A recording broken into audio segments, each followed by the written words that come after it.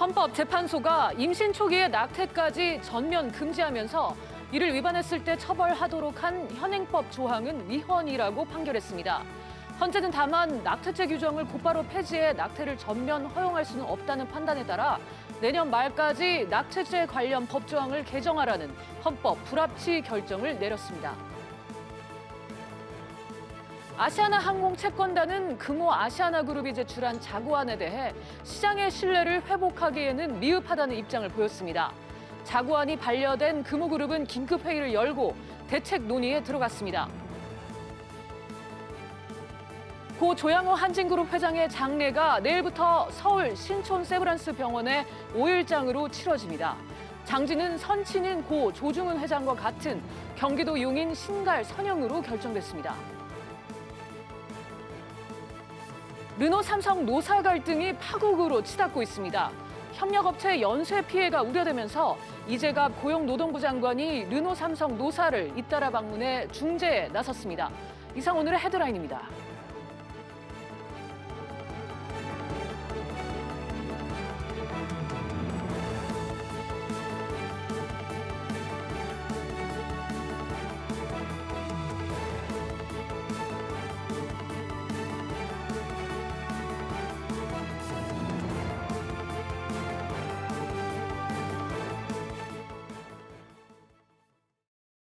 아시아나항공의 미래가 안개 속에 빠졌습니다.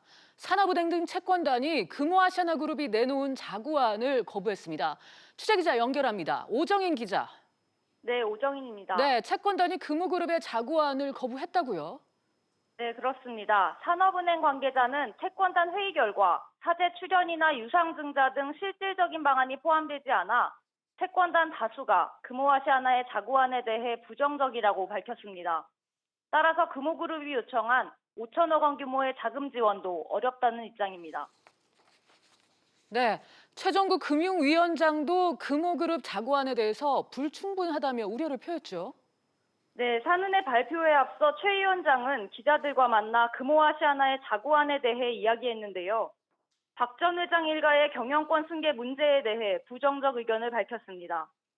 또 3년 안에 아시아나항공을 정상화하지 못하면 매각하겠다는 금호 측 입장에 대해서도 이미 30년을 기다렸다며 난색을 표했습니다. 최 위원장은 또 금호 측의 5천억 원 자금 지원에 대해서도 채권단이 원칙에 입각해서 검토해야 한다고 강조했습니다. 그러면서 채권단 지원이 대주주 재기를 위한 것이 아니라 아시아나항공 살리기에 초점이 맞춰져야 한다고 말했습니다. 네, 채권단과 금융이 모두 이렇게 부정적인 입장인데 금호그룹 측의 반응은 어떻습니까? 향후 계획은 나온 게 있나요? 네, 채권단 회의 결과에 대해 금호그룹 측은 아직까지 정해진 바가 없다는 입장입니다.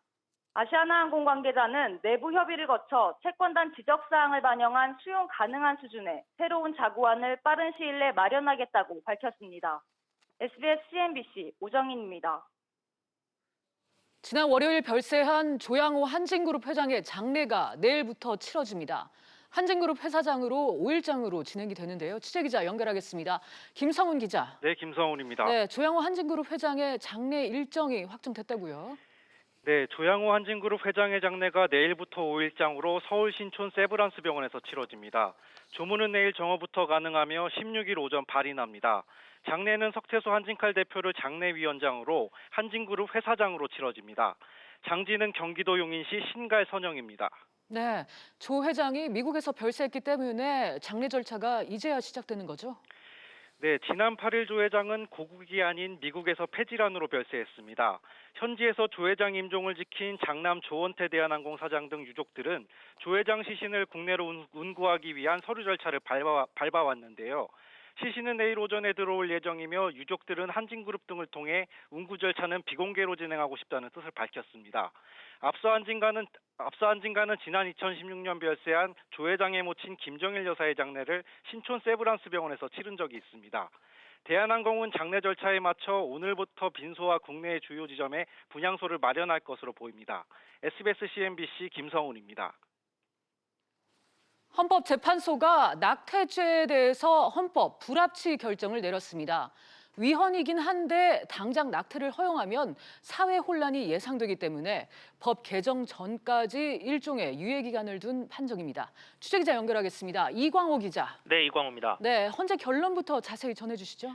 네, 헌법재판소는 오늘 낙태죄 헌법소원 사건에서 재판관 7대2 의견으로 낙태죄가 위헌이라고 판단했습니다. 이로써 법이 만들어진 지 66년 만에 또 헌재가 지난 2012년 합헌 결정을 내린 지는 7년 만에 낙태죄는 역사의 뒤안길로 사라지게 됐습니다. 낙태죄를 둘러싼 쟁점은 임산부인 여성의 자기 결정권과 태아의 생명권 사이에서 뭐가 더 중요한지였습니다. 이에 대해 헌재는 임신한 여성의 자기 결정권을 제한했고 태아의 생명보호라는 공익에 대해서만 일방적이고 절대적인 우위를 부여했다고 판단했습니다. 여기에 말씀하신 대로 헌재가 위헌 결정을 내리긴 했지만 결정이 바로 효력을 발휘해서 낙태를 전면 허용할 수는 없다는 판단도 내렸습니다. 그래서 최종적으로 헌법 불합치 결정이 나왔고 이 결정에 따라 내년 12월 31일까지 법 개정이 이루어져야 합니다. 헌재는 의료기술을 동원해 독자적인 생존이 가능해지는 임신 22주 정도까지를 낙태의 한계선으로 권고하기도 했습니다. 네, 큰 관심사였던 만큼 오전부터 헌법재판소 앞에는 찬반 양측의 집회가 이어졌는데 반응은 어땠습니까? 네, 결론이 나오자 낙태죄 폐지를 주장했던 단체들은 일제히 환호성을 질렀습니다. 이들은 이번 결정을 역사적인 초석이라며 여성이 자신의 몸과 판단에 대해 존중을 받을 수 있게 됐다고 환영의 뜻을 밝혔습니다. 반면 종교단체 등 낙태죄 유지를 외치던 쪽에서는 실망감이 역력했습니다. 이들은 이번 결정이 생명권을 짓밟는 것이라며 태아 인권 보호 운동에 적극 참여할 것이라고 밝혔습니다. 지금까지 SBS CNBC 이광호입니다. 르노 삼성 노사 갈등이 폭발 직전입니다. 공장 철수 가능성까지 나오고 있는데 노사 합의의 기미가 전혀 보이지 않습니다. 사태가 심상치 않자 고용노동부 장관까지 나섰습니다. 자세한 내용 취재기자 연결해 들어보겠습니다. 정윤영 기자. 네, 정윤영입니다. 네, 오늘 오후 이재갑 고용부 장관이 르노 삼성 부산 공장에 방문을 했다고요? 네, 그렇습니다. 이재갑 고용부 장관은 부산에 내려가 르노 삼성 노조위원장 등 간부를 만났습니다. 노조 간부들에게 교섭 장기화와 생산 물량 감소로 인한 우려를 이야기했습니다. 또 사측과도 만나 적극적인 교섭과 생산 물량 배정을 당부했습니다. 앞서 이 장관은 잦은 파업으로 경영난에 허덕이는 협력업체들 관계자들을 만나 정부 지원도 약속했습니다. 네, 장관까지 나섰는데 노사가 협의할 가능성이 있긴 있습니까? 현재로서는 가능성이 높지 않아 보입니다. 오히려 노사 갈등이 악화되는 상황으로 가고 있습니다. 르노 삼성차 노조는 이르면 올 상반기 민노총 산하 금속노조 가입 안건을 추진할 방침입니다. 이를 두고 파업 장기화 수순을 밟는 것 아니냐는 관측이 나오고 있습니다. 네, 최악의 경우는 르노 본사가 부산 공장에서 철수할 것이란 전망도 나오고 있잖아요. 네, 르노 측 관계자는 그동안 부산 공장의 효율성을 언급했는데 이 부분이 최악의 경우 철수까지 염두한 포석이라는 겁니다. 실제로 르노 삼성의 경우 GM과 다르게 위탁 생산 방식에다 국내에 부산 공장 한 곳만을 운영하고 있어 철수가 용이하다는 분석도 나오고 있습니다. 또 GM처럼 우리 정부와 공장 유지 약속을 한 적도 없습니다. 르노 삼성 노사는 오는 16일 노사교섭을 재개할 예정인데요. 이 교섭이 파국 여부를 가르는 분수령이 될 것으로 예상됩니다. SBS CNBC 정윤영입니다. 신한금융지주가 향후 5년간 250개 혁신기업을 발굴해 총 250억 원을 지원하기로 했습니다. 신한금융은 오늘 이 같은 내용의 핀테크 기업 지원 프로그램인 신한 퓨처스랩 전략을 발표했습니다. 신한금융은 2조 1,000억 원 규모의 혁신성장 자금 지원 대상을 발굴하기 위해 투자 유망 기업들 풀도 조성하기로 했습니다.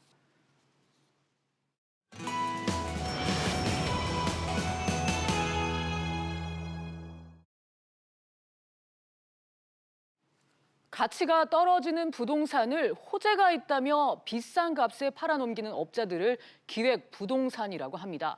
이들은 근거도 없이 몇 배를 벌 수 있다며 투자자들을 끌어모으는데요. 피해 사례가 꾸준히 알려지고 있는데도 여전히 기승을 부리고 있습니다. 먼저 강산 기자가 그 실태를 취재했습니다.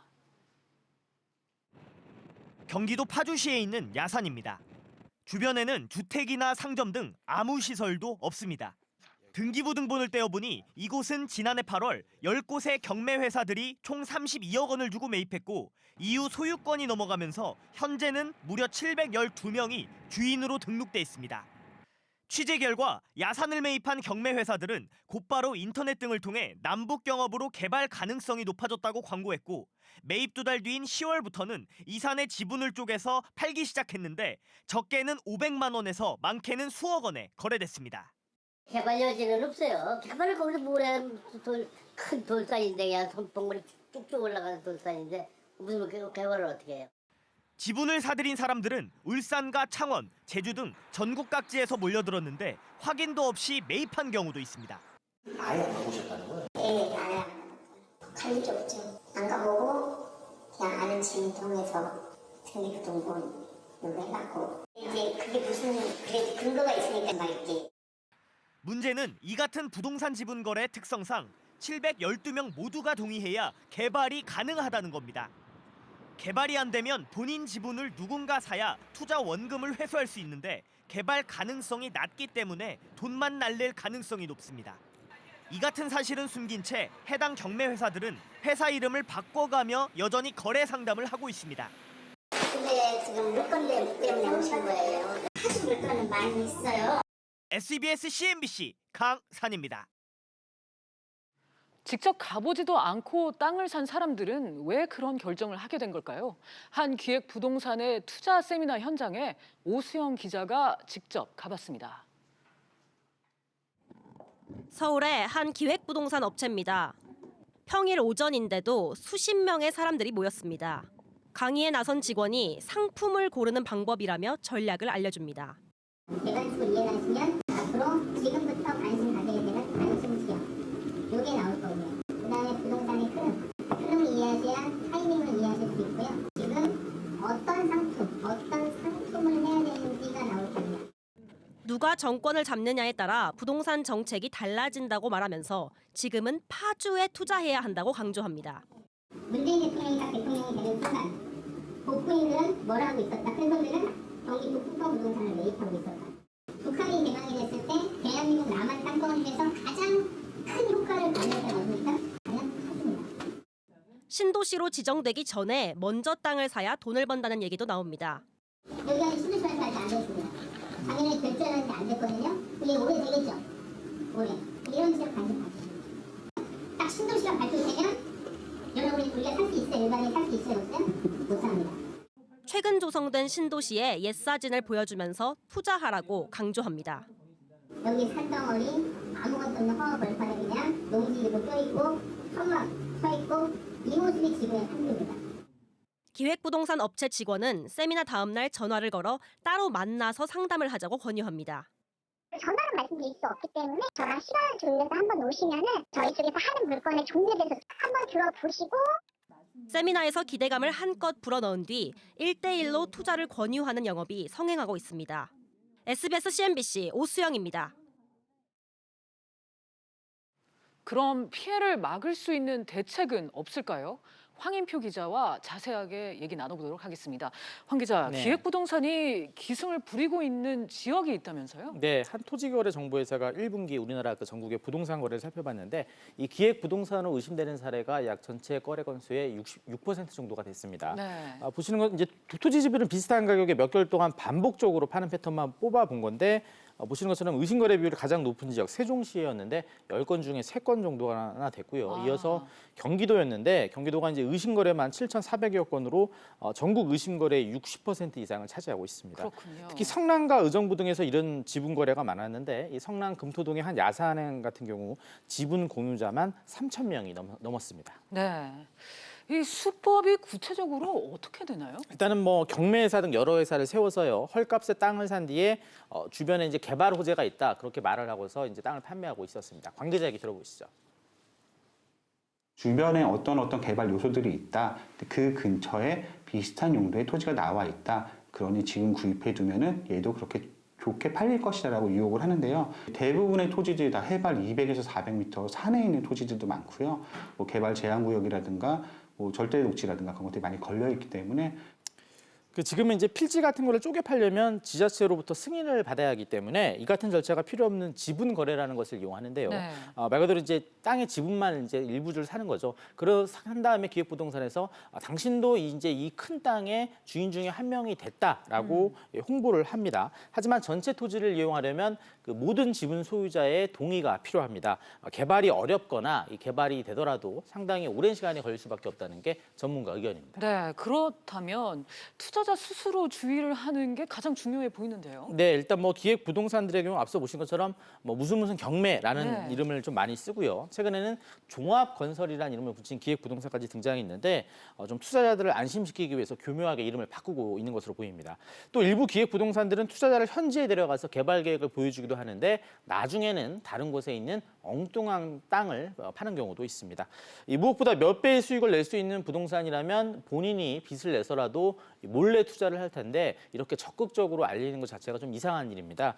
결론적으로 좋은 땅이 있다 이런 뭐 광고, 뭐 전화, 인터넷 블로그 이런 글 같은 경우에는 이 보이스 피싱이라고 보시고 무시하는 게 좋을 것 같습니다. 네, 사실 그런 전화 많이 받는데 그런 전화에 넘어가지 않는 게 중요해 보이네요. 네. 이 개인이 주의하는 것 외에 기획부동산을 막을 제도적 장치는 없습니까? 일단 국토부에 한번 물어봤는데요. 이런 그 개인 간의 이 부동산 거래이다 보니까 이걸 따로 견제할 장치를 만들 방법이 없다 이런 답이 돌아왔습니다.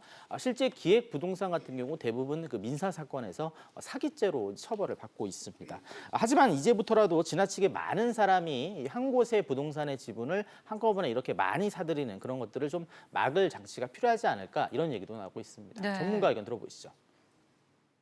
마케팅이라든가 이런 걸 통해서 대규모의 토지를 갖다가 여러 사람들에게 나누어서 파는 행위에 대해서는 일정 부분 규제를 한다든가 여태까지 이런 것들을 다 막진 못했지만 충분히 고려해봄직한 그러한 시기가 되지 않았나.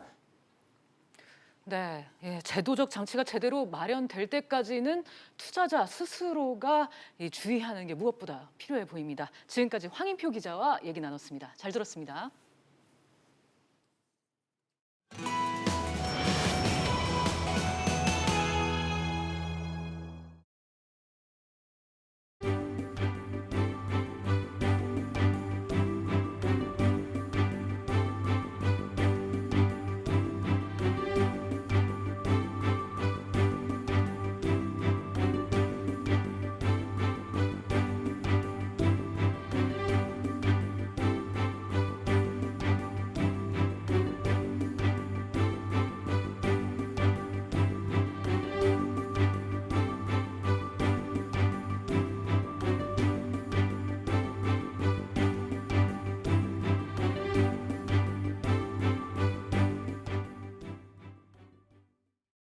오늘의 주요 이슈를 체크해보는 시간입니다. 오늘은 위정현 중앙대 경영학부 교수 그리고 유재원 변호사 두 분과 함께하겠습니다. 어서 오세요. 네, 반갑습니다. 네, 그럼 오늘의 첫 번째 이슈부터 보겠습니다. 박삼구 5천억 셈법. 경영위기에 처한 금호 아시아나그룹이 채권단에 자구안을 제출했습니다. 박상구 전 회장 일가의 보유 지분을 담보로 요청한 추가 자금은 5천억 원. 3년 안에 경영을 정상화하겠다. 그리고 실패하면 아시아나 항공을 팔겠다는 내용도 들어가 있습니다. 쉽게 말해서 기회를 한 번 더 달라는 의미인데 변호사님 일단 이 자구안 내용부터 간단히 정리해 주시죠. 네, 그 자구안은 그 아시아나 금호그룹이 그 산업은행에 넘긴 것으로서 그 5천억을 자금 지원하는 내용 외에 그에 따른 어떤 경영 정상화 부분이 있습니다. 특히나 그 현재 재계 28이라고 확인되는 그 금호 아시아나 그룹은 이번 자구안이 승인되지 않으면 그 굉장한 그 경영의 그 위험도 빠져 있는데요. 이번 자구안은 그렇기 때문에 그 금호 그룹 회장 그리고 회장 일가의 그 주식까지도 추가로 또 담보로 제공하면서 경영 정상화를 하겠다는 것이고 3년 이내에 이제 하겠다는 그런 내용도 포함되어 있습니다. 네. 그런데 교수님 내용을 보니까 좀 찜찜한 구석이 있어요. 일단 박 회장이 물러나고 아들이 경영을 하게 되면 뭐가 달라질까요?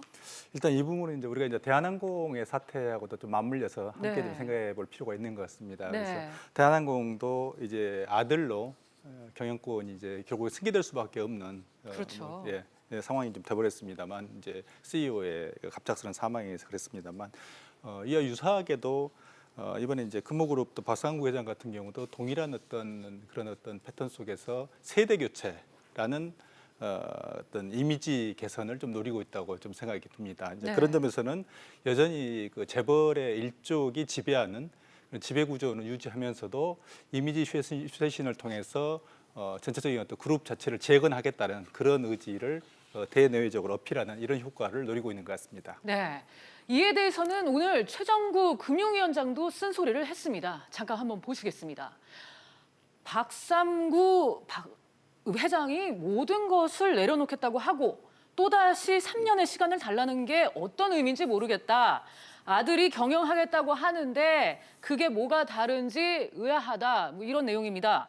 교수님, 이 박 전 회장의 경영 복귀는 없겠다는 약속. 또 만약 박 전 회장이나 아들이 지명하는 이가 경영권을 행사하는 구조가 이어진다면 이거 뭐 사실상 복귀로 볼 수 있는 거잖아요. 예, 근데 그 부분은 이제 지배 구조의 이슈하고 좀 맞물려서 생각을 좀 해봐야 될 것 같습니다. 네. 그래서 만약에 현재와 같은 지배 구조화에서 박삼구 회장과 그 가족이 여기 금호그룹을 또 금호아시아나항공을 지배하는 이런 구조가 좀 지속이 된다면 네. 실질적으로 전문 경영인이 등장하더라도 배후에서 경영에 직접적인 어떤 직간접적으로 개입을 하는 이런 효과가 있는 것으로 좀 볼 수 있겠습니다.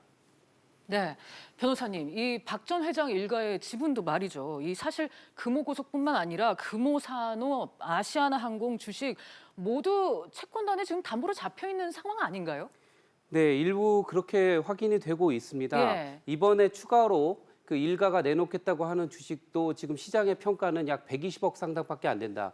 그렇다면 5천억을 달라고 하면서 거기다 3년 유예까지 받으면서 120억 상당의 지분을 내놓는다는 것은 상당히 무리가 있다. 이런 전략인 것 같고 이런 네. 얘기가 나오고 있고요. 이미 작년에 금호타이어는 중국에도 매각이 돼 있었고 그렇죠. 그리고 금호그룹이 불과 10년 전만 해도 재계 7위까지도 있었던 기업입니다.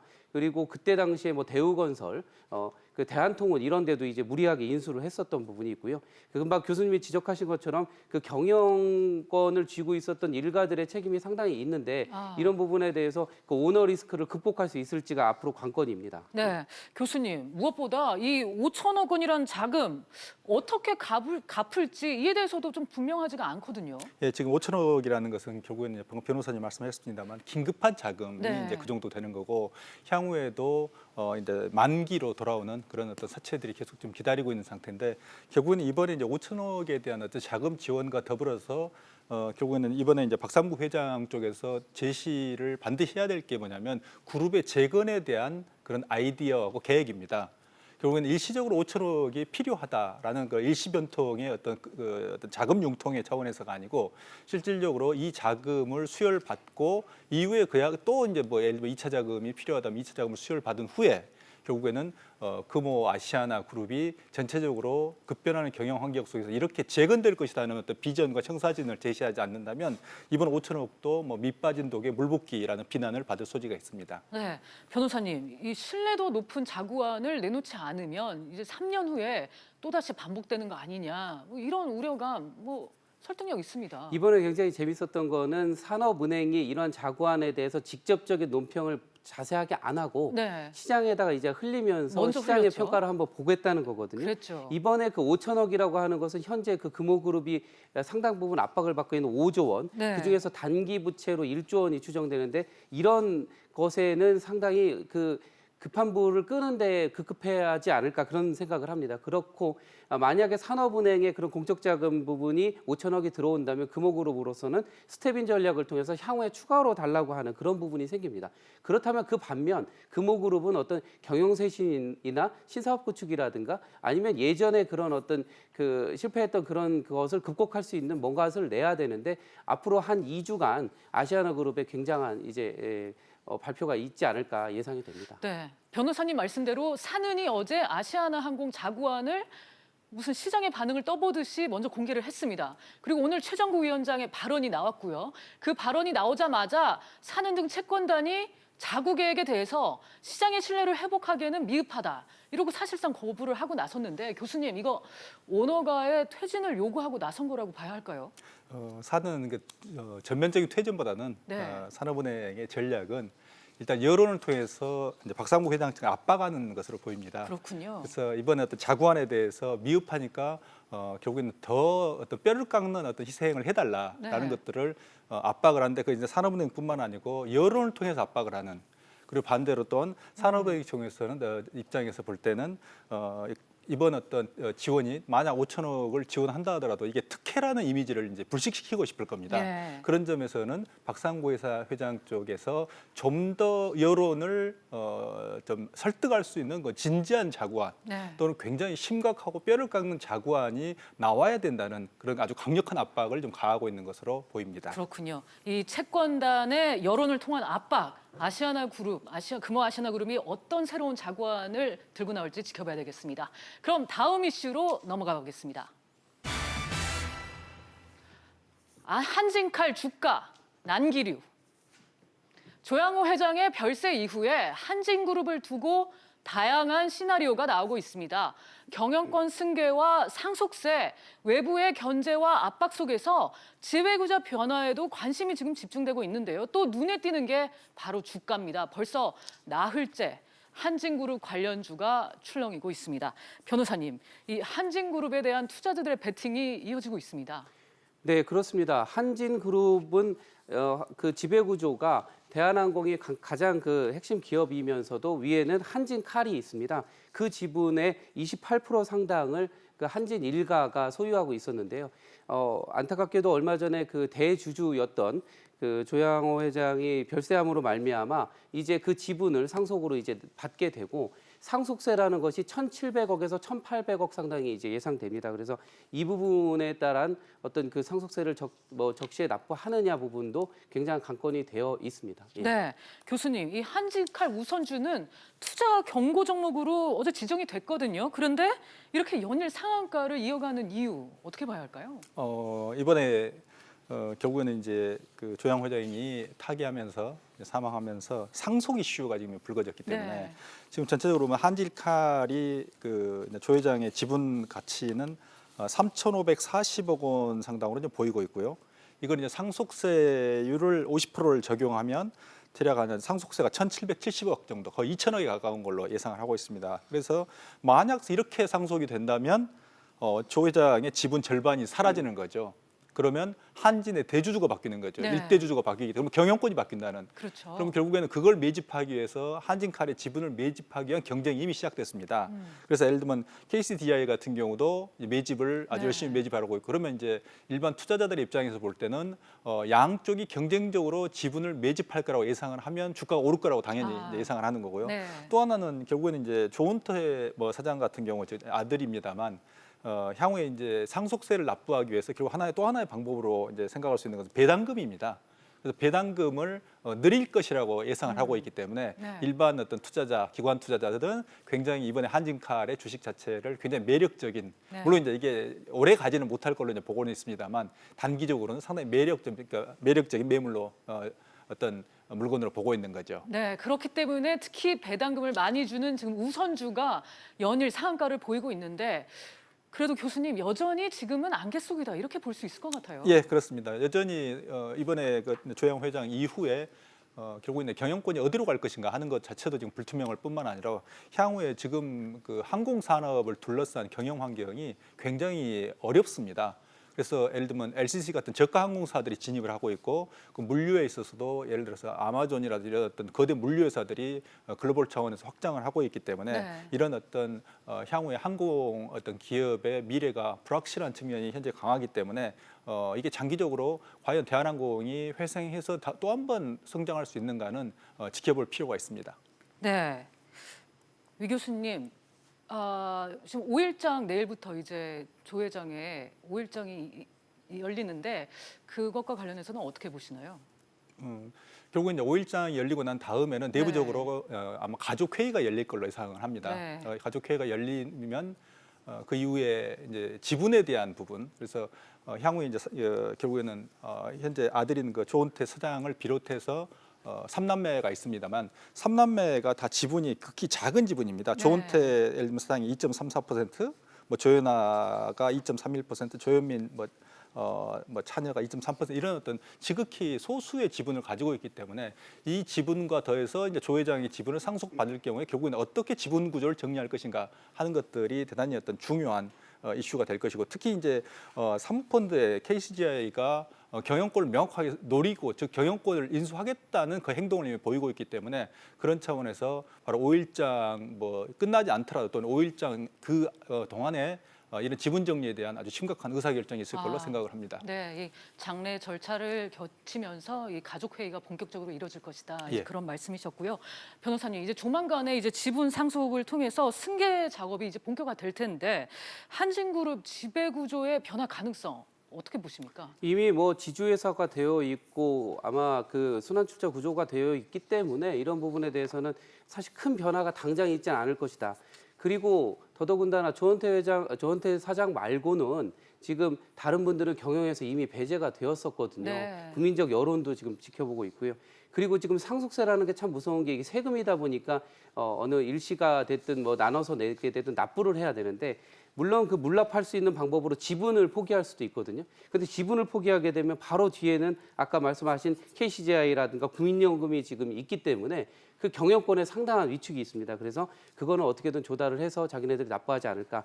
상당 부분 당분간 변화는 없을 것이다 예상합니다. 네. 한편 이제 오늘 오전 김포에서 제주로 가던 국내선 항공기가 엔진 이상으로 긴급 회항을 했는데요. 하필 이게 또 대한항공 아니겠습니까? 네, 그 확인을 여러 차례 오후에 해봤는데 아마 그 처음에 기체 진동이 있다가 그 다음에 엔진에 불꽃이 튀는 것을 목격했다 이런 얘기들이 있었고, 이것이 그 대한항공 공식 입장으로는 버즈 스트라이크다라고 이제 얘기를 하는데, 뭐 대한항공으로서는 지금 안전 문제까지도 이렇게 불거져서 좀 악재가 되지 않나 이런 생각이 됩니다. 구체적인 이유에 대해서는 조금 추후 보도를 좀 봐야 되겠습니다. 네, 교수님, 이 대한항공으로서는 이 악재가 또 겹친 그런 모습이 아닌가 하는 생각이 드는데요. 예.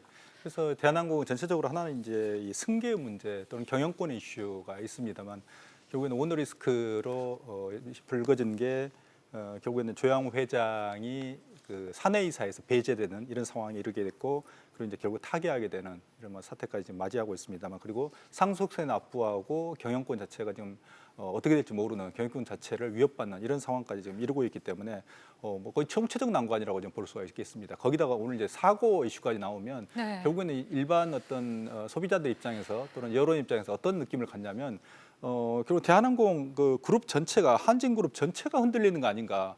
단지 어떤 경영진의 몇 가지 비리라든지 어떤 그들의 뭐 경영권 이런 이슈를 넘어서서 어떤 가장 기본적인 항공 산업이라는 그 자체에 대한 조직의 근간이 흔들리는 거 아닌가라는 그런 어떤 우려를 할 수 있습니다. 그래서 이번 그런 악재가 겹치는 게 어쨌든 대한항공의 또는 뭐 한진그룹 전체의 이미지에 대단히 어떤 부정적 영향을 미치는 것은 그 명확한 것 같습니다. 네, 이 조 회장의 5일장이 치러진 후에 승계 과정이 어떻게 이루어질지 지켜봐야 되겠습니다. 그럼 마지막 이슈로 넘어갑니다.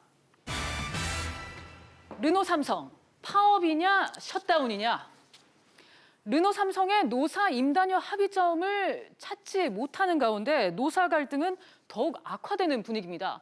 급기야 노조는 부분 파업을 재개했고 사측은 공장 가동 중단을 검토하고 있는데요. 관련해서 또 짚어봅니다. 변호사님, 이제가 고용노동부 장관까지 나섰습니다. 그만큼 지금 상황이 심각하다고 봐야겠죠? 네, 노사 입장 차이가 크고요. 네. 이게 협상이 아마 장기화될 것으로 보니까 이제 장관이 가신 거고, 아마 타협점은 이제 정부에서도 몇 안을 양쪽 얘기를 듣고 전해주는 그런 전도사 역할을 할 것으로 지금 기대됩니다. 네, 교수님, 사실 지금까지 노조가 임단협에서 요구한 내용을 보면은 조금 과하지 않나 하는 생각도 들긴 들거든요.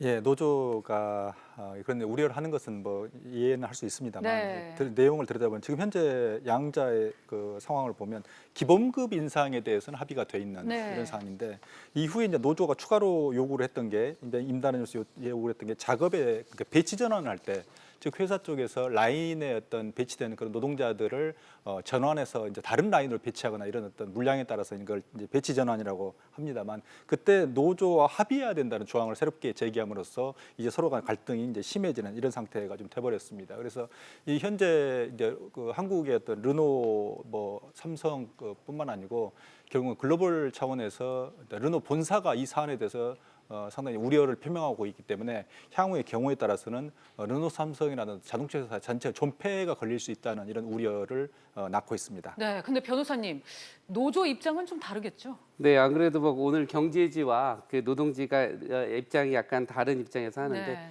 노조 입장에서 그렇습니다. 급여에 있어서는 양보를 했다라는 입장이고 그 전환 배치라든가 외주와 관련한 문제는 근로조건과 직결되는 문제이기 때문에 이런 부분에 대해서는 합의 사항이었던 것을 협의 사항으로 바꾸는 것 자체가 문제였고 앞으로도 업무 강도를 완화해달라 뭐 이런 요구들이 지금 뭐 사측과 지금 아직까지 안 되고 있다 이렇게 얘기가 나오고 있습니다. 네, 인사권 문제도 역시 쟁점이라고요. 인사권이라고 하는 것은 원래는 그 노조의 단협 사항에 안 된다고 하는 것이 이제 통설인데 네. 인사권이나 경영권이 안 된다고 하는 것은 그 말 그대로 근로자의 근로조건 부분과 직결되지 않았을 때 가능한 부분이거든요. 그런데 전환 배치나 외주화 부분에 대해서 그리고 또 이제 뭐 사측에서 얘기하는 그 글로벌한 그 기업 경영에 있어서의 그런 전략과 우리나라에서의 이 근로자들이 실제로 겪는 이런 어떤 업무 배치라든가 작업 배치라든가 여러 어떤 근로 시간의 문제는 다른 문제다 이렇게 주장을 하고 있습니다. 네, 교수님 앞으로 어떻게 전개될까요? 짧게 한 말씀 부탁드립니다.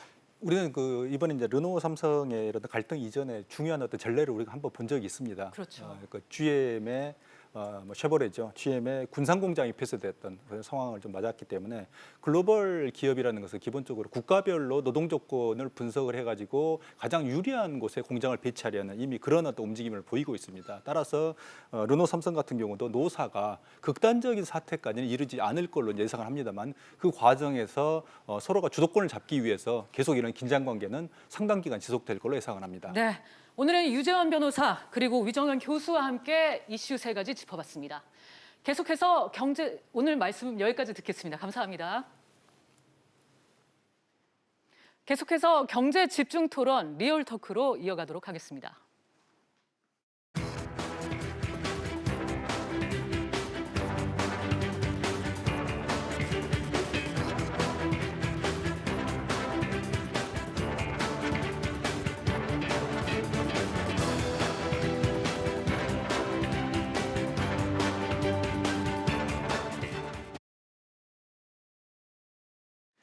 임신 초기의 낙태 행위를 국가가 처벌할 수 있는가? 지금도 논쟁거리인 낙태죄 위헌 여부에 대해서 결론이 오늘 나왔습니다.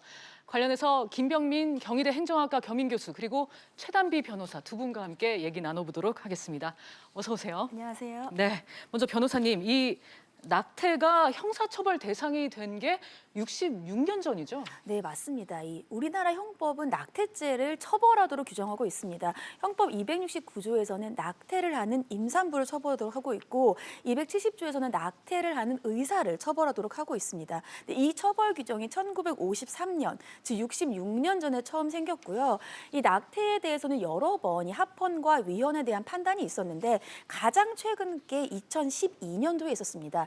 이때 합헌 결정이 있고 나서 7년 만 그리고 이 형법 조항이 생기고 나서 66년 만에 오늘 헌법 구라시 결정이 났습니다. 네, 교수님 2012년 그러니까 7년 전에도 헌재의 판단이 있었는데 당시에는 4대4 의견으로 합헌 결정을 했었죠. 어떤 의견들이 나왔습니까? 그러니까 지금 이 낙태를 둘러싸고 있는 의견에는 여성의 자기결정권을 존중해야 된다는 의견과 태아의 생명에 대한 권리를 보장해야 된다는 의견이 맞서고 있는 겁니다. 여기에 대해서 특히 태아의 생명에 관한 권리에 대해서도 임신 몇 주 차까지 태아의 생명을 같이 보호해야 되는 대상으로 볼 것인가에 대해서 의견이 갈리고 있는데요. 이 부분에서 현재 낙태를 처벌하는 조항을 합헌이라고 결정하게 되는 헌법재판관 같은 경우는 태아는 수정되는 자체부터 인간의 생명으로 존중될 수 있기 때문에 특정 주수나 기간에 따라서 이러한 낙태를 허용할 수 있는 범위로 볼 수 있는 것은 온당치 않다라고 판결을 내렸기 때문에 당시에는 4대4 결국은 합헌으로 결정이 난 바 있습니다. 네, 교수님 당시에 일부 단체를 중심으로 해서 반발이 심했었죠. 네, 이번에도 마찬가지입니다만 네. 여성단체를 중심으로 여기에 대한 강한 반발을 하고 있었던 상황이고요. 네. 특히 헌재에서 헌법 불합치 판결이 나기 전까지 전까지만 하더라도 여기에 대해 반대하는 여성단체 등에서는 여성의 자기결정권에 관한 문제를 제기하기도 하고 여성의 건강권에 관한 문제 그리고 현재 법에서 이 죄로서 규정하고 있음에도 불구하고 현재 이 낙태가 사회 곳곳에서 진행되고 있는 과정들을 무시할 수가 없는 건데 이러한 음성적인 상황에서 일어날 수 있는 사회적 문제를 훨씬 더 강하게 문제를 제기하고 있고요. 반면에 여기에 대해서 정반대되는 입장을 표명하고 있는 건 종교계인데 특히나 오늘의 결정에 대해서도 한국 천주교 주교회 같은 경우는 깊은 유감을 표명했던 것처럼 여성단체와 종교계 간에 여러 가지 의견이 대립되고 있는 상황입니다. 네. 이 낙태죄라는 거 우리 사회에 오랫동안 뜨거운 감자였는데 태아의 생명권이냐 임산부의 자기 결정권 보호냐를 두고 오랜 논쟁이 있어 왔습니다. 변호사님, 그만큼 오늘 결정이 후폭풍이 크다고 봐야겠죠. 그렇죠. 일단 헌법 불합치 결정이긴 하지만 결국은 이 낙태죄를 종국적으로는 이젠 더 이상 처벌을 하지 않겠다는 것과 같은 결정이라고 볼 수 있습니다. 그렇기 때문에 결국은 그동안은 태아의 생명권을 이 임산부의 자기결정권보다 더욱 가치 있도록 봤다라고 한다면 이제는 그것을 바꿔서 임산부의 자기결정권을 태아의 생명권보다 더 가치 있는 권리로 봤다는 것이죠. 그렇기 때문에 오늘 헌법재판소에서의 헌법 불합치 결정을 했던 재판관들 의견을 보더라도 전면적으로 이 낙태를 금지하는 것 자체가 과도하다는 것이에요. 네. 시기라든지 이런 것을 결정을 해서 단계적으로 이것을 조율해야 된다는 것이고요. 여기에 대해서 향후에 폭풍이 많을 것으로 보이는 것이 앞서 말씀하신 것처럼 종교단체 같이 낙태를 반대하는 입장들이 여전히 있습니다. 이러한 입장들과 어떻게 조율을 할 것인가. 또 두 번째로는 그렇다고 한다면 과연 생명, 사람을 언제부터로 볼 것인가. 이러한 여러 가지 것들에 대해서 후폭풍이 예상이 됩니다. 네. 그래서 결국 헌재가 최종적으로는 헌법 불합치 결정을 내렸습니다. 변호사님, 헌법 불합치라면은 이 낙태죄가 위헌이다 이렇게 이해를 해야 되는 맞습니다. 건가요? 사실은 이 헌법에 대해서 위헌 소송을 하면 위헌이냐 합헌이냐 이 두 가지가 있어요. 근데 네. 이 위헌의 하나의 카테고리 안에 헌법 불합치 결정이 있는 겁니다. 그런데 헌법 불합치는 크게 말하면 위헌이라고 볼 수 있죠. 근데 다만 단순히 위헌이라고 판단을 내리면 그날부터 해당 법 조항은 효력을 상실합니다. 그래서 예를 들면 입법의 공백이 생긴다거나 사회적인 혼란이 올 수가 있어요. 그래서 헌법 불합치 결정을 내리면 일단은 어느 일정 기간 동안 이번 낙태죄 같은 경우에는 2020년 12월 31일까지죠. 그때까지는 해당 낙태를 처벌하는 규정이 그대로 유효합니다. 다만 이러한 국회라든지 입법기관에 2020년 12월 31일까지 이제는 이 사회의 합리적인 것에 대해서 적절한 입법의 개선을 해라. 이렇게 사회적인 혼란을 좀 약화시키는 판결, 즉 위헌 판결의 일종이라고 보시면 됩니다. 그렇군요. 그럼 교수님, 이 네. 헌재가 헌법 불합치 결정을 내렸다는 게 사회적 혼란을 의식했기 때문일까요? 네, 그리고 법을 만들게 되는 입법부를 존중하면서 입법부에서 충분하게 사회적 의견들을 고려해서 이 법을 제도 정비를 할 수 있는 시간을 내년도 말까지 주게 된 겁니다. 지금 헌법 불합치 판결이 내려졌기 때문에 형법상의 낙태죄를 어떻게 실질적으로 개정을 해야 될지에 대한 여부들이 굉장히 뜨겁게 이야기가 나올 것 같고요. 해외 주요 국가들의 사례를 보게 되면 인공임신 중절에 관한 특별법 등을 제정한 나라들도 있기 때문에 과연 이러한 법을 신설하게 될 것인지 아니면 지금 모자보건법에서 낙태가 가능한 예외 조항들을 두고 있는데 이 예외 조항들을 훨씬 더 폭을 넓게 만듦으로 인해서 헌법이 얘기하고 있는 가치들을 존중하게 될 것인지에 대한 모든 공들은 이제 국회로 넘어갔다고 보면 될 것 같습니다. 그렇군요. 오늘 결정을 두고 좀 몇 가지 검증을 해봐야 하는데 일각에서는 낙태죄가 폐지가 되면 낙태율이 올라간다 이런 주장을 하는데요. 두 분 의견 이와 관련해서 들어보겠습니다. 먼저 변호사님은 어떻게 보세요? 이게 이 낙태율을 궁극적으로 어떻게 볼 것인가를 봐야 돼요. 당연히 낙태죄가 금지되었다가 이제는 허용이 된다라고 한다면 당연히 낙태에 대해서 처음에 잡히는 이러한 통계 같은 것들은 낙태가 많아질 수밖에 없겠죠. 근데 이것이 사회적으로 결국은 어떻게 될 것이냐. 우리가 미국 같은 데를 봤을 때 미국은 1973년에 낙태가 더 이상 처벌하지 않게 됐습니다. 그리고 나서 1973년에 16.3%였던 낙태율이 1980년대에는 29.3%로 낙태율이 올랐어요.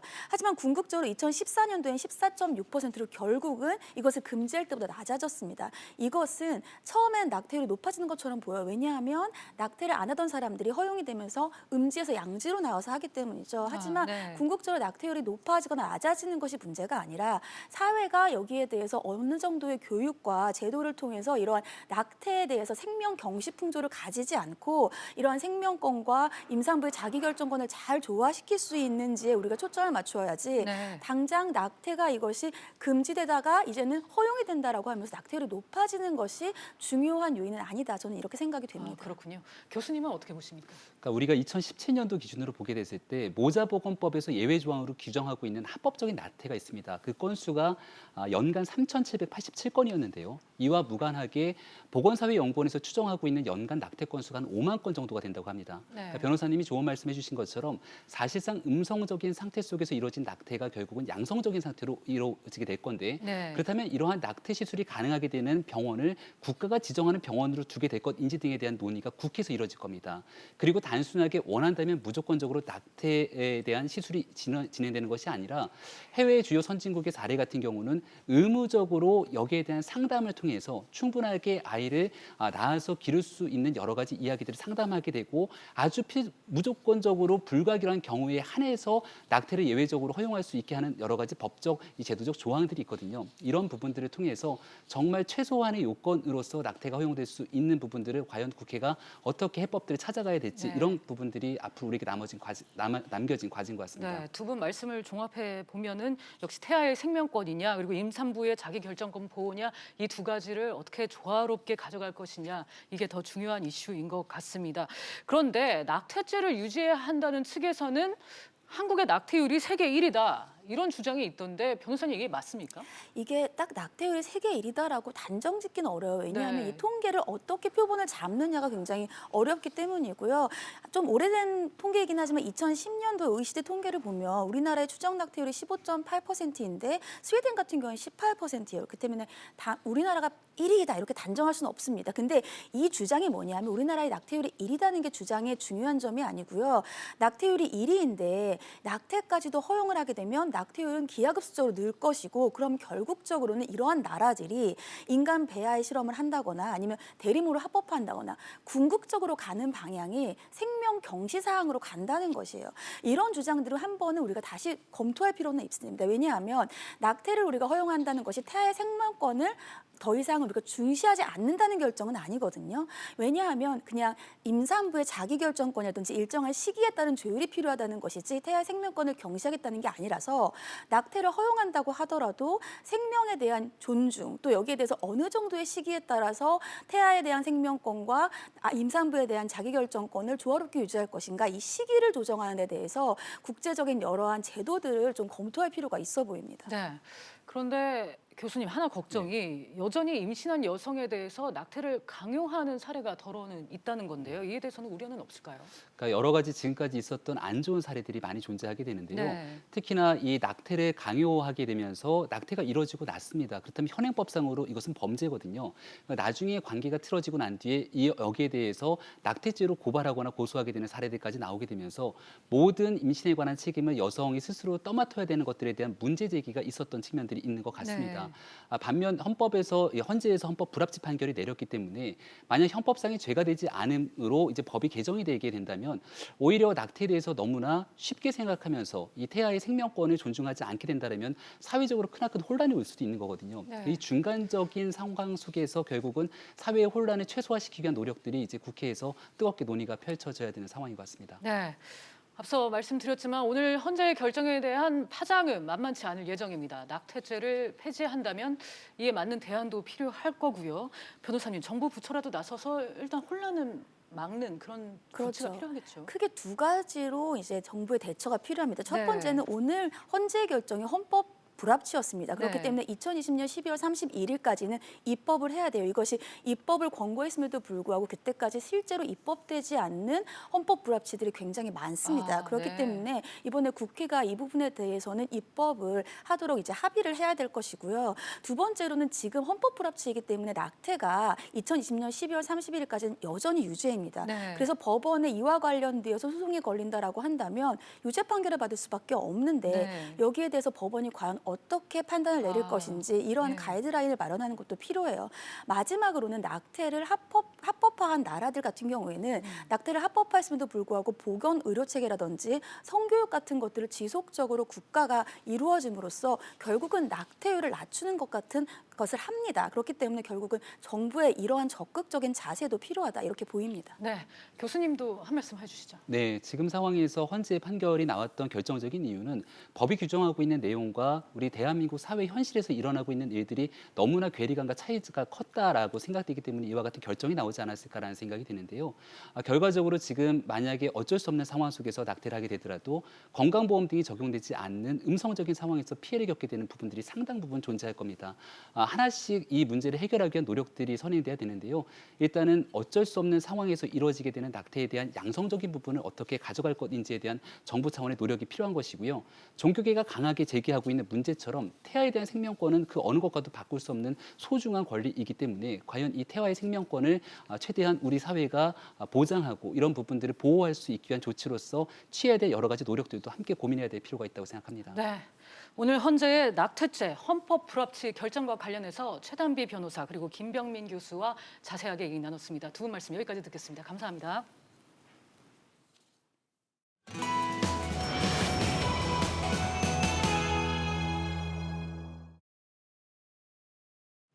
비즈 플러스 오늘은 여기까지입니다. 다음 뉴스는 7시 뉴스 프리즘으로 이어집니다.